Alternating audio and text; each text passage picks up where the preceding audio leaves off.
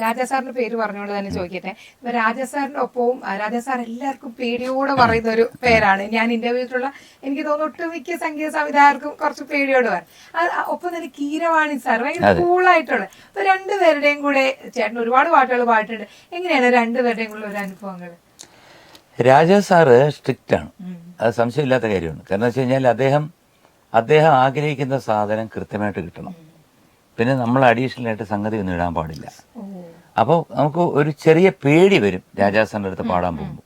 കീരവാണി സാറിന് വേണ്ടി പാടാൻ പോകുമ്പോഴും ഇതുപോലെ അദ്ദേഹം പറയുന്നത് മാത്രം പാടിയാൽ മതി, വേറെ കൂടുതലായിട്ടൊന്നും എക്സ്ട്രാ ഫിറ്റിങ്സ് ഒന്നും വേണ്ട.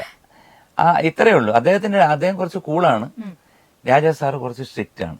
ഇത്രയേ ഉള്ളൂ വ്യത്യാസം. ബാക്കി എല്ലാം ഒരുപോലെ തന്നെയാണ്. പിന്നെ ഈ വെങ്കടേഷ് സാറുണ്ട്, നമ്മൾ എത്ര സംഗതി ഇട്ട് കഴിഞ്ഞാൽ ரொம்ப നന്നായിരിക്കും പൊടുക എന്ന് പറയും. അത് നമ്മൾ അങ്ങർക്ക് ഇഷ്ടമാണ്. ചേട്ടനോ? എന്റെ ചേട്ടനും ഇതുപോലെ തന്നെയാണ്. ചേട്ടൻ എന്ന് പറഞ്ഞ ഒരു പ്രത്യേക ശൈലിയാണ്. ഈ സംഗതികൾ പാടുന്നത് അത് ഒരു പ്രത്യേക രീതിയിൽ പാടും. ഇപ്പം സൂര്യകിരീടം വീണുടഞ്ഞു, ഇതാണ് അതിന്റെ സംഗതി. ചേട്ടൻ ഇപ്പം ഞാൻ പാടിയത് ഇഷ്ടമല്ല.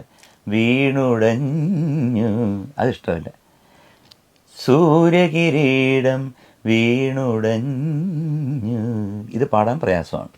വീണുടഞ്ഞു സംഗതിയാണ്, പക്ഷെ സ്ലോ പേസാണ്.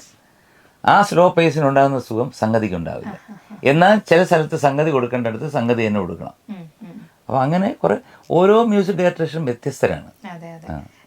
ചേട്ടൻ എങ്ങനത്തെ മ്യൂസിക് ഡയറക്ടറാണ്? ഞാൻ അങ്ങനെയൊന്നുമില്ല. ഞാൻ എന്റെ മനസ്സിൽ വരുന്ന സംഗതികൾ അങ്ങനെ ഇഷ്ടമില്ല, അങ്ങനല്ല. That depends upon each and every song. ഇപ്പൊ സംഗതി ഇടേണ്ട ഒരു പാട്ടാണെങ്കിൽ സംഗതി ഇട്ട് തന്നെ പാടും. അത് സംഗതി വേണ്ട. ഇപ്പൊ ഞാൻ പാടിയ ഒരു കൃഷ്ണഭക്തി ഗാനത്തിന് സംഗതി വേണ്ട, ഫീലാണ് മതിയെങ്കിൽ അതിനൊരു ആത്മാവ് കൊടുക്കുക. അതിന് കുറെ സംഗതി ഇട്ടിട്ട് കാര്യമില്ല.